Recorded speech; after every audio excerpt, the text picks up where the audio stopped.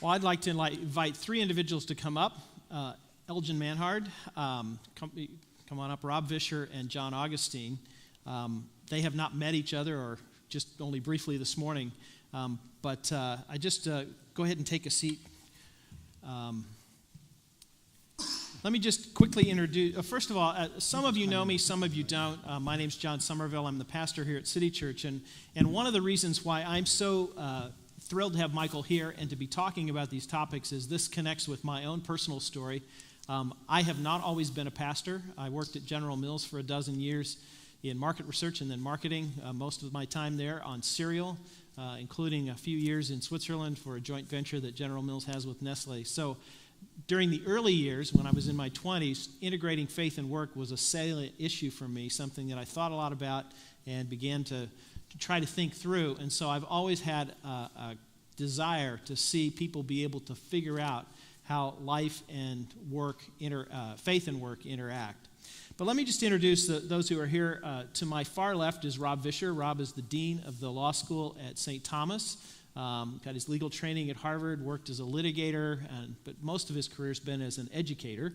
Rob also has roots in both the Protestant and Catholic traditions, so informed by both of those traditions, and I think that's a really interesting mix. And those of you who are here in the Twin Cities may have seen an editorial that he wrote this week in the Star Tribune on some of these issues relating to religious liberty and public service.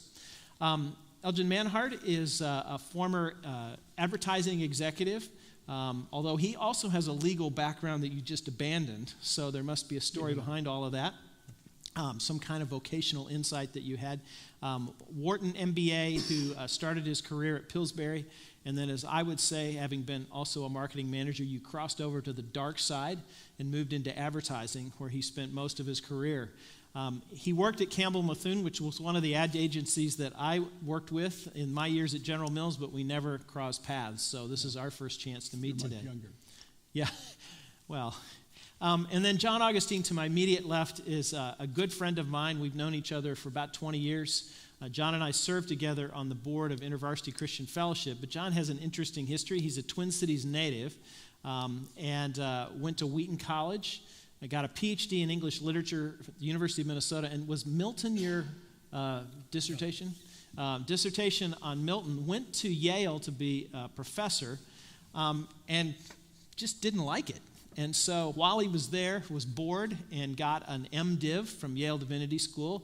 Then decided that really wasn't it, so he got a master's in management and finance at Yale and went to work on Wall Street first for, was your first position Lehman Brothers? Or worked at Lehman Brothers, was there through the crash. And one of the things John's let me know about on 9/11, his office building was across the street from the towers, and watched all of that take place.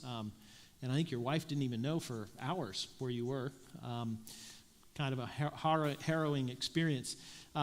Anyway, John went to work at Lehman Brothers, and then after that, the demise of that firm, went to work for Barclays, and runs a practice group that lends to colleges and universities. And so we've stayed connected. John actually lives here in the Twin Cities, works in New York City, so that commute to Paris is not quite as far as it is for you, but anyway. Well, I would love to ask all three of you just to relate. One of the things that's happened, especially in the last 25 years, is an increased interest among persons of faith in the topic of vocation. And if we go back historically, what we've seen is that the reformers began to elevate the idea of vocation as being expanded beyond the sacred to the secular as well. And that's something that's really being revived now in the last, say, 25 years. So I'm interested for each of you how your vocational understanding, that vocational journey has been for you. And I guess, Rob, we'll start with you since you're on the left. Great. So I think growing up in evangelical circles, my sense of vocation was narrow. So what was expressed to me, sometimes explicitly, sometimes implicitly, was there is a clear hierarchy for Christians professionally. At the very top, foreign missionary. Second rung down, pastor.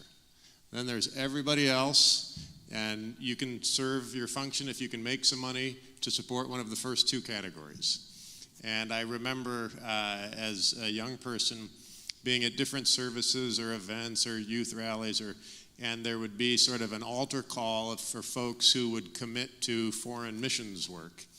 And there was never that altar call for folks who were committing to being an accountant or lawyers or things like that. And it was, and obviously there's great value in foreign missions work and pastoring, but it was a real shame where I think we've had a tendency to put a thumb on the scale for what God's call is on young people, to say, well, if you're feeling called to be a scientist and you're a Christian, okay. And so that's something I've really had to wrestle with growing up, to where I wanted to be a lawyer, and getting to the point where that was not turning my back on my faith. That could be an embodiment of my faith, but that's something I still wrestle with, because even when I went into legal practice and into teaching, there's still this sense nagging at me, well, if I'm a practicing lawyer, I should probably be doing religious liberty work, or I should probably be writing about the intersection of law and faith, and I do a lot of that, but I wonder, would I feel as much of a follower of Jesus if I was writing about trust and estates work? And I hope I would, but there's that, we bring baggage with us into our professional life, and that's one of the items I bring. But as I went into the practice of law, it was a gradual unfolding of God's call, and I did feel called to wrestle with what faith means for your professional identity. And it was a very clear episode where I did litigation work, and one of the cases I worked on was defending the companies that operated the nuclear weapons facilities throughout the Cold War, and being sued by area landowners and residents for the cancers that were allegedly caused by the emissions from these plants. And being a junior lawyer on the totem pole, I would do what they call the preservation depositions. So I would go out and interview members of the plaintiff class as they were about to die, to get their testimony on the record. And there was one in particular where I was deposing her literally on her deathbed in the hospital. And I walked into the hospital room, and I was wearing my dark suit. I had my outline of questions. I was loaded for bear, ready to go. And I vividly recalled her looking up at me from the hospital bed and realizing that to her, I was evil incarnate. I was the corporations that were causing her untimely death. And at the time, I did not know how to process this, because I was thinking, this is not what I had planned to do when I entered law school.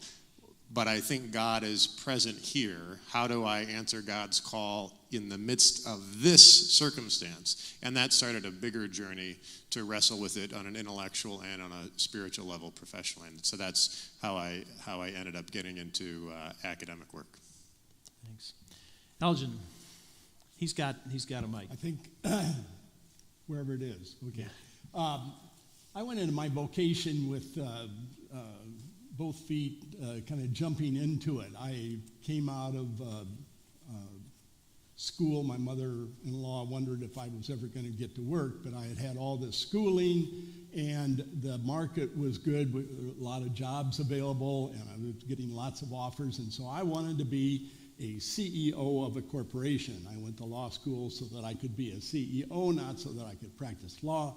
But I had the world by the tail, so to speak, and I was on a leadership training program at my first job, and part of that was to have breakfast with the CEO of the company, which I thought was very nice of him. Got to know him very well, and realized I did not want to be like he was. I didn't want to go there. And I'm sure that if I had breakfast with other CEOs that talked about their lives in different ways, it might have totally changed what I did. But I didn't want to do that. And the sacrifices that he talked about, and he's a good guy, were not things that I wanted to get involved in. The other thing that happened to me at that time, I became a young life leader as a volunteer thing. And that was just far more exciting to me, far more fulfilling. And so it just kind of changed my goal structure. And my job became not an end in itself, but a means to an end. And that was a totally change, and I've tried to apply that throughout the rest of my career. Great. John, you're on. You don't have to push anything. Great. Okay. Yeah, I think on this topic for me, growing up in the academy and particularly studying people like Donne and Shakespeare and Milton and those guys affected my view about vocation and how we think about our faith and our work in a really profound way. And I realized just now as we're talking about it that I was fortunate in that way. Back in those days, in the 1590s, of course, I hadn't read anything past 1650 for like 20 years. So, I was totally immersed in that stuff. But, the spiritual world then was more real than the physical world. So you have to think about that. For years, what they focused on, right? We're coming out of the Middle Ages. This is the Renaissance, pre-Enlightenment, right? But there's this incredible view about the spiritual world is real, just as real as we think about the material world. What that meant, of course, then was that a notion about a call or a spiritual job or your spiritual life was just at the center of what you did and what you thought. So for the poets, that's why, they're constantly referring to the Bible, because the Bible was, everywhere, right? This was a key thing. Particularly the King James had just come out, at the beginning of the century. But for me, it was helpful to think that way because, I think that, really all of our lives is our vocation, and that we're really implicitly Christian in all we do and all we think, hopefully. And that some people, though, have a more explicitly Christian role, and some people have an implicitly Christian role. I found that helpful in that, we're all living out our faith, and some people are just doing it more implicitly, and some people are doing it more explicitly. So. Great. So all three of you are persons of faith, but you come from industries that are not necessarily known as high pockets of sort of faithful Christian practice. So the legal profession, advertising, and investment banking. And we could have a used car salesman over here. Probably we'd have the whole deal. But and some people would say it's kind of an oxymoron to be in any of these industries and live out your faith. But what have been the unique challenges for each of you that you've faced in living out your faith in these arenas? I'll let any of you jump in if you want. So, one thing that I found when I was in legal practice, what defined the rules of the game was everybody was chasing money. In the academy, what defined the rules of the game is everybody is chasing prestige.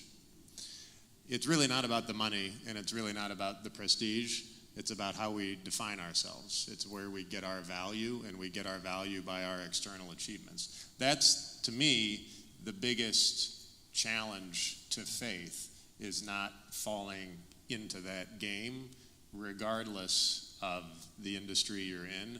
It's not so much, I learned a lot from my grandfather, who was a successful business executive, and he used to talk about how when he would go to corporate events, he wouldn't even drink a Coke because he knew that people might think it was a rum and Coke. So he would, that's one of the ways he defined himself. And when I'm at work events, I sometimes have this image of him coming up to me and say, Rob, people might think that's a beer. And I say, well, Grandpa, it is a beer. So it's harder for me to figure out what it means to be a Christian in a visible way when some of those easy markers, at least for me personally, I haven't found as compelling. But I think at the deeper level, it's what is defining me, and to remember God's call to faithfulness, not to success. So sometimes there will be a cost because I have other priorities, values, and goals other than winning the game, however that's defined in whatever industry you're in. Great, thanks. I guess I would say when I first got into advertising, I didn't realize how bad it was and what an evil area we duped the American public, or at least we tried to. But I was constantly reminded in sermons that it was not necessarily a positive industry. And so I didn't know if God was going to be in the advertising business. And so I was looking for him. And I came to realize that God is probably more in the advertising industry than he is in other more favorable industries, because God tends to go where things aren't quite as Christian as they should be. He was there. It was a wonderful place to practice my career, my skills, and also my faith. So I was welcomed by that. Boy, in investment banking, which I've been doing now since 1986 on Wall Street, I find a challenge every day, to be honest. I mean, I obviously do my best to be a Christian in that setting, and that's my whole goal. But it's exciting. It's a little bit. I say to my friends, it's a little bit like being back in high school. You're right there out there. And you're just real, and you can't hide because it's an amazing job. You're still working. Most of these guys that I work with are working mostly around the clock, 7 days a week. They're still going from 8 to 10 at night, and you just can't hide anything. And just to give one example, the one thing that I find a challenge and that's exciting to try to be different is the language, on the trading floor is just ridiculously bad. And a lot of what happens is it's all about finding a victim or finding something or someone to make fun of and then build off of that and create a kinship or a bond. But it's often, it doesn't have to be this way, right? But the shortcut to a fraternity or a sorority of people or a mixed group, right, is to have an enemy. That enemy can be often, the competition, and it's just the nature of it, right? We talk about we want to crush Goldman Sachs, or we want to,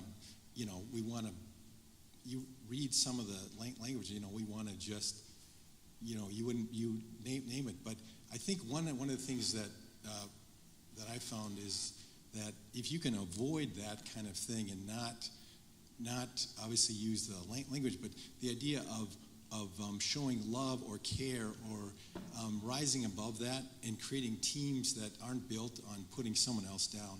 It's just a small example, but I think that's been one of the challenges I've found. Rob, you mentioned that in your early years, this idea that there were missionaries and pastors and then everybody else was just supposed to give money and act ethically. Dorothy Sayers once wrote that the church's approach to an intelligent carpenter is usually confined to exhorting him not to be drunk and disorderly in his leisure hours and to come to church on Sundays, and I suppose she would add and give a few pennies as well. And she says what the church should be telling him is this, that the very first demand that religion makes upon him is that he should make good tables. What is the equivalent that you have found of making good tables in your various professions? Well, in the legal profession, we have ethics rules that govern the profession, and that becomes sort of the baseline. You haven't had a conflict of interest, you haven't violated confidentiality, you haven't done all these other things, and that becomes the focus, avoiding malpractice, etc. And it's both in academia and in the legal profession, there is a tremendous focus on external appearances, and the tension that creates is there's a real resistance to showing vulnerability, which means showing brokenness, and as I interpret it, and that's really how you connect with people and I think share the love of Christ. But you're in a both you're in professions where you want to be the authority, whether it's the authority in the classroom or the authority with your client, and vulnerability, I don't think it needs to be this way, but vulnerability can be seen as the antithesis of that authority, which to me is just making good tables and avoiding the real deep connection. I think work is good, and it's a good thing. And I know when I'm doing good work and not so good work. It's more satisfying to do good work, to make good tables. And I think it's also better for the ultimate economy. And so it's a very easy thing for me. It's more enjoyable to do good work. So I agree with this completely, and I like the Sawyer's quote is great. The only thing I would add in my particular perspective on this is that, though I think it's important for us to not hold up this focus on the metaphor of the good table and this focus on excellence, because as a Christian we're to be excellent. That can create, it can create a real trap too. It's really not about the end, it's about the means. And I think in my own life, I found that too many times you're focusing on excellence means you're sacrificing any attempt for balance or any attempt of the virtues of life in order to have that excellence. So, you gotta build a great table, but you also have to be the virtuous carpenter as well. So. For several years, Teddy Ann is here. Some of you may have mentioned that heard her mention that she teaches at Bethel in their MBA program. And for a while, we shared teaching business ethics classes, which I'm not doing now. But I remember that one of the things I found with my students is that they seem to be divided into two camps in class.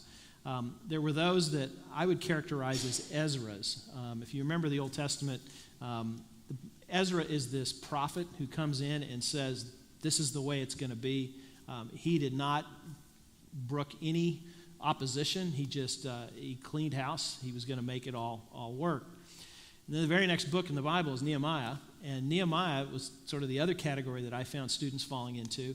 And that was the camp of working the system, working within the system and making compromises in some ways, you could argue, of figuring out ways to manage the system to get done what he wanted to do. And you see these two, it's very interesting the way that those who created the canon didn't try to resolve that tension. I found in my classes that those two groups of students would fight with each other because one group wanted to, you cannot do it this way. In fact, I remember one student, and I then later saw her LinkedIn profile, and every 2 or 3 years she changed jobs. So she fell into the Ezra camp.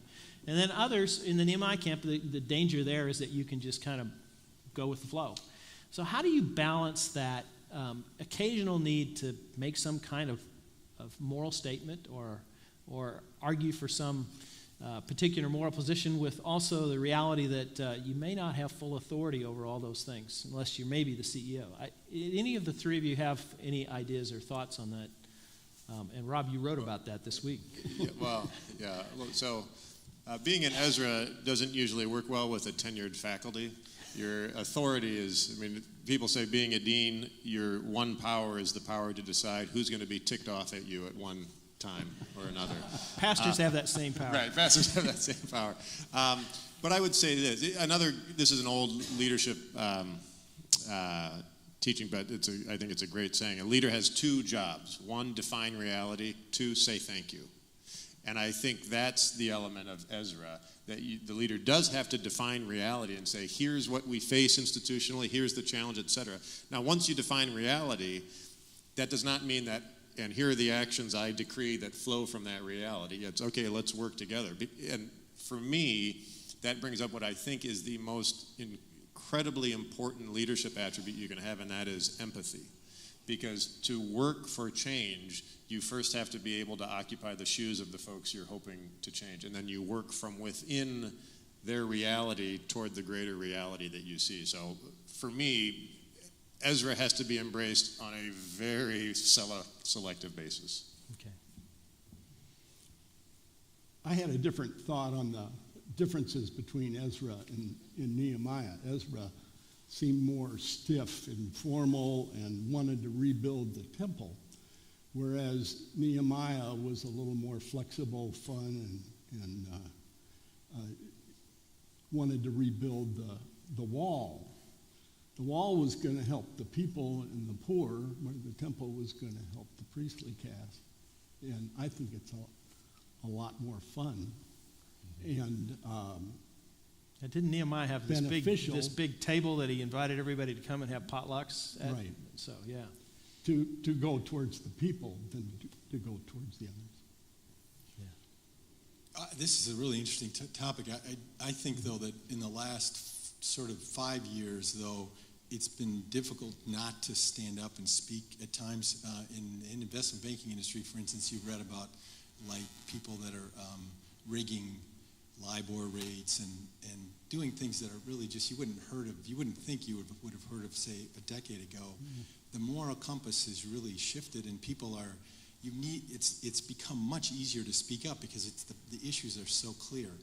And so my view on this has shifted. I felt very good about working behind the scenes in my own experience, and more recently, it's been just so obvious that you have to speak up. It's like, but it's all about that same issue that we all face, right? It's the classic, in Chaucer's Canterbury Tales, there's this great parade of people, right? You have all the different types of people, and the parson or the professor. Chaucer does a great job. He says, that which he taught, he also wrought. And I just think that's the issue, though, is once you do speak up, then people are going to you really got to look at what you're doing, which I know we've all experienced in our lives. But that's the thing is the more you speak up, the more you've got to be sure you're living it yourself, of course. One of the related ideas around this is that an awful lot of people, I remember in my MBA program taking all these management classes, and everything we read, everything they talked to us about was assuming that we were going to be CEOs or at least in the some kind of C-suite position. And I remember about 10 years into my career, and I'd done well enough that things were going fine, but I had nowhere near that kind of authority or responsibility. So I remember thinking, how in the world do you lead in the middle where basically you have bosses that constrain you and you have people that work for you that you have to try to get within those constraints? Have you found any ways for the average person in the middle of an organization to navigate that and do it ethically and consistent with values, and yet know that there's certain constraints around them?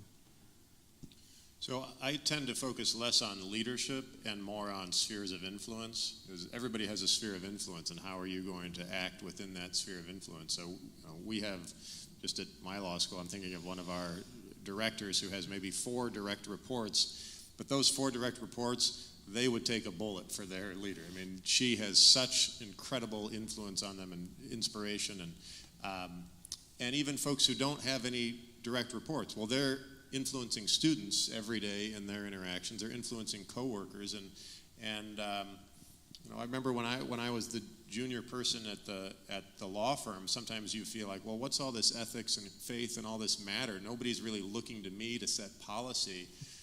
But then if you're observant on your day-to-day routines, and you notice the people you're having a touch point with, and just the small things, how you're being thoughtful and deliberate and proactive about the messages you're communicating to them.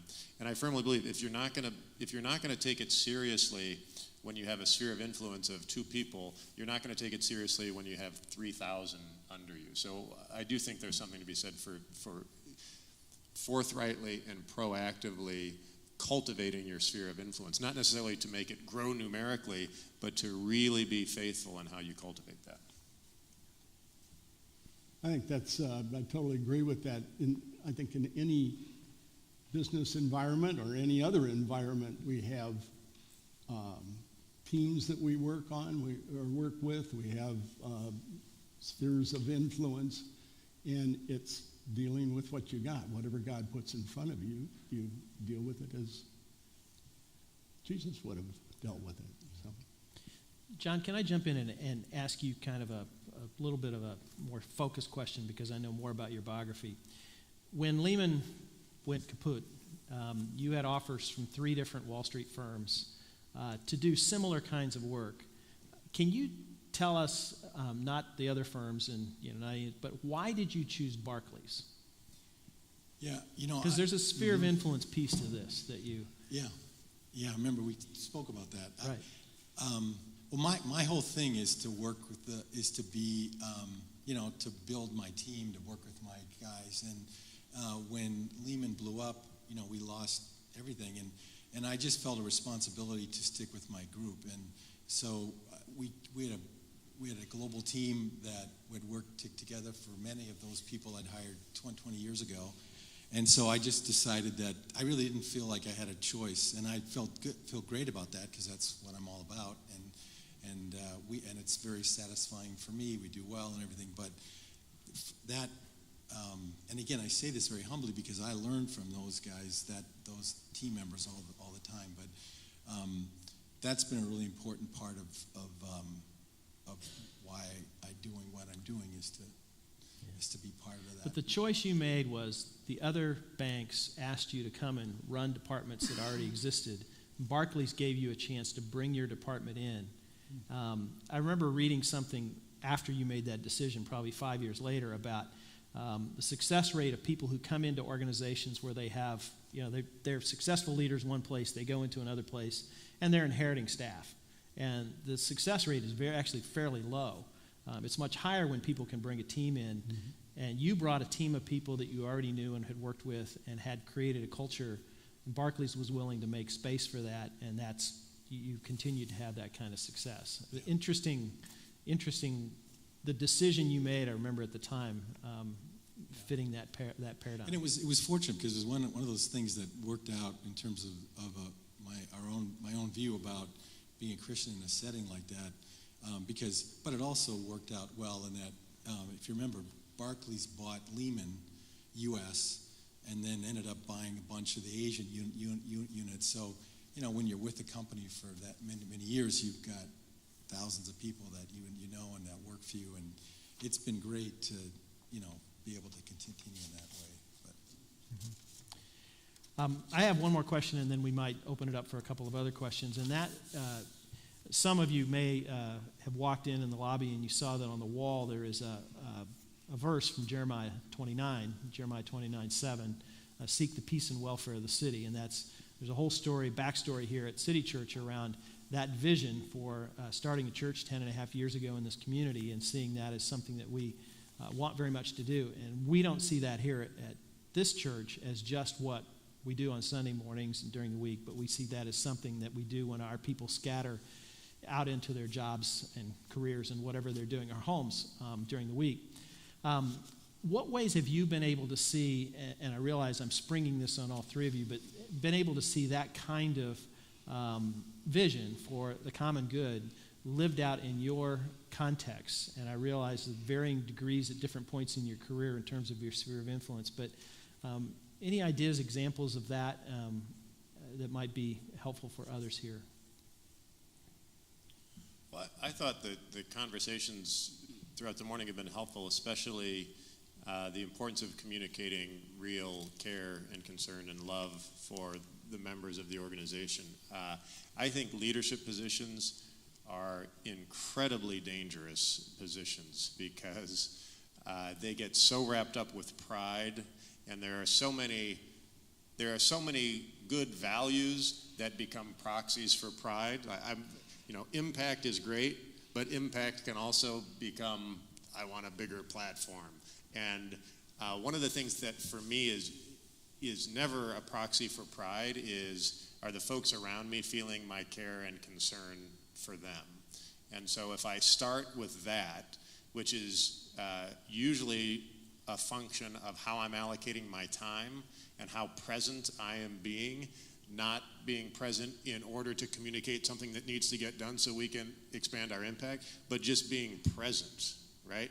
Not instrumentalizing all of the time that I'm spending. I'm saying, how are we going to get from X to Y to Z? But sometimes just being there and listening, that for me is a safe harbor from my own ego in a leadership setting. So focusing on the common good of the organization itself in terms of how we treat and respect one another. That would be a key for me. Good. I think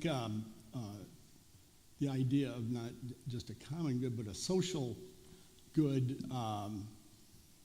my experience, I've worked on General Mills and tried to sell Golden Graham cereal or market Golden Graham cereal or Toro lawnmowers or Norwest Bank or whatever it happens to be.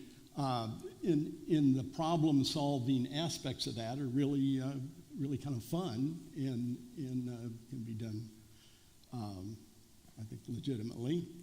But what's more fun was the pro bono accounts that we would have, and one in particular was Easter seals, which I got so engaged in, I ended up being on their board and being chairman of the board, and I mean, that was just far better than working on other accounts. So I think those opportunities are available whatever we do. We just need to jump at them. We'll grab onto them. Yeah, good. I agree. Good. Any questions from those of you here? We'll get a mic to you, Teddy Ann. This isn't really, Teddy Ann can talk without a microphone, so. Just put it up there. Yeah, this isn't really a question, but it is an observation.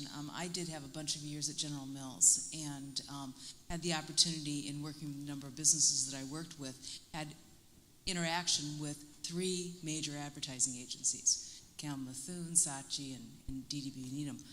And I didn't know Elton, but there was a difference in how Kalamazoo, it was even before it was Kalamazoo Esty, ran. It was a different place. The output from that organization would be different. John, you experienced it too. We loved working with CME. And as years gone by, I've come to realize it was because of the kind of people that were running the show from the top. So thank you. Thank you. Yeah, go ahead, David. Yeah, all of you have touched on this to some extent, but want to try to get a little more specific. Unfortunately, there's the reality sometimes that the corporate good in the macro requires trimming or difficult choices in the micro. You have specific advice on situations you've dealt with in your careers where you've had to make those tough decisions in love and communicate those things and execute those things, and just some advice. So my first week of being dean of our law school 3 years ago, I had to lay off staff because we were not making budget, and I don't have any easy answers on this, because one of the reasons it was so upsetting for folks is we're a Christian organization, we're a mission-centered organization, and how could we ever do this? And then I didn't say this, but the reality is no margin, no mission, right? You've got to be financially sustainable too.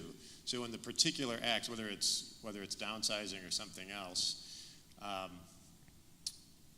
my temptation is to shield myself from the emotion of the situation and just, whether it's ripping off the Band-Aid, whatever image you want to put, and just say, I got to deliver the message, we're done, okay, moving on.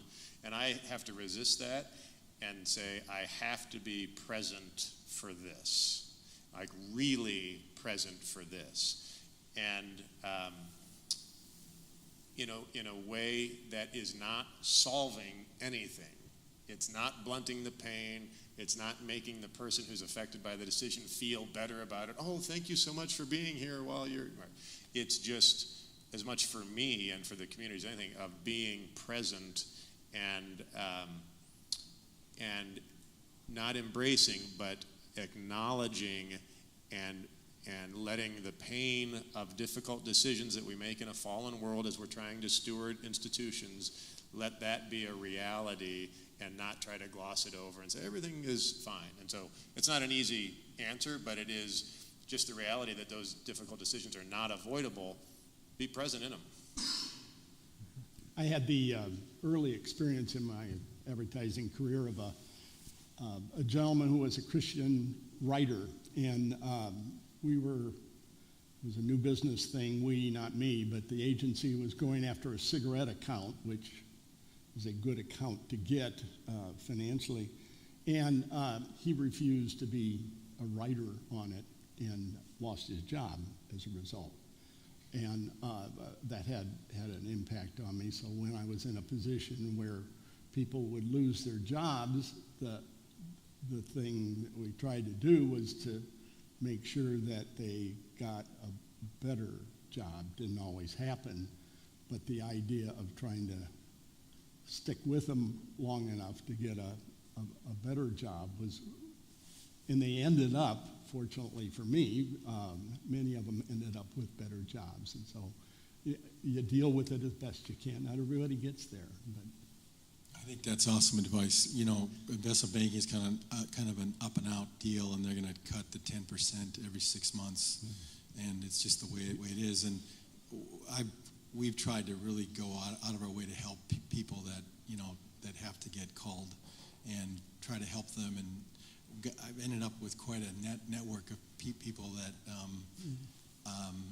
will come back to you, and just going out of my way. And I think you probably understand this too, right? Just find ways to help people even after they're outside of your firm. One other specific point on this. I think one key, not just for Christians, but for anybody, leading up to difficult decisions, if you've been transparent in the run-up to them, it makes it a lot easier. Now, the temptation there is you want to be in control and, no, everything's fine, everything. So there's some vulnerability along the way where your key stakeholders should know and not be surprised that there's a difficult decision coming, because you've defined reality all along. Yeah. Maybe one more question after yours, Nathan. Okay. Nathan Miller with Made to Flourish Pastors Network, and was curious, several of you have mentioned kind of negative communication about the role in which you currently have from a pastor, from the church, and I'd be curious what you wish pastors would say about the work that you do, or the church it's more broadly, how it would be encouraging to you, and maybe even earlier on to that the younger version of you as you were approaching what career, and what do you wish was communicated? What do you think pastors could do a better job of communicating in the church more broadly? Well, I think it's improved tremendously in the last 20 years, our understanding of vocation and a broader view of it. I do think, and this is not just for pastors, but how the church responds, I think one of the key phrases for our culture coming from Scripture is be not afraid. And as we're speaking to younger generations about their own discernment of vocation, what are the messages we're sending about science, for example? Is that something to fear, or is all creation a gift? And as Christians, we shouldn't fear going into any aspect of creation, because it is going to maybe it's going to reveal God's truth in different ways than we expected, but it's still going to be revealing God's truth. So pastors are certainly taking a leadership role in this, but I think the whole church needs to make sure that our portrayal of the world to younger generations making decisions on this front is not fear-driven. Oh, that's great. I think we make so many bad decisions when we're afraid of something. I think pastors have a right to say bad things about advertising, because I think it oversteps its bounds over and over. Not all the time, though, and you don't have to participate in that. And so you can, wherever you go, you can make it yours rather than, you can be your own person rather than somebody else's. So I think all fields are open. All fields have downsides. And they involve people. And people have pluses and minuses. So.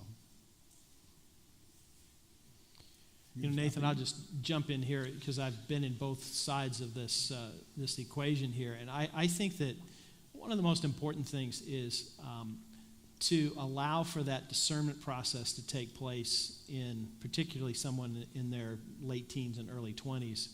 And And one of the things that I am burdened by is the need for the community to be involved, not to leave the individual in some sort of unilateral exploration. And I'll just give you an example.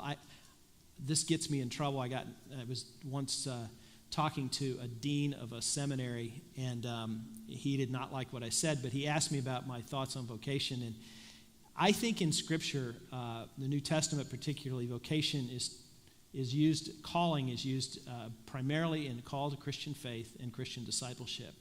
I actually am a little uncomfortable. I like the idea of vocation because I think it brings seriousness to what we do beyond church. But I'm nervous a little bit about the idea that we all have some sort of interior experiential call to something. I think a lot of it is a lot more organic in terms of how opportunities, our passions, and the community of faith. And that's particularly true when we talk about people who are maybe moving toward vocational Christian ministry. I persuade people every year not to do that. And I believe the community of faith ought to be as involved as anything.